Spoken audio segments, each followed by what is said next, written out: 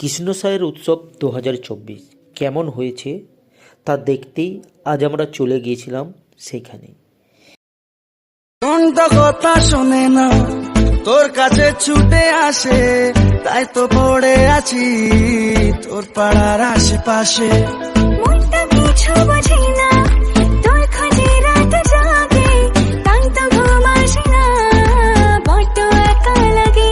অগোছালো মন শোনে না বারণ, তোকে ছাড়া ভাল লাগে না। ওকে ছাড়া মন জানি না বারণ, তোকে ছাড়া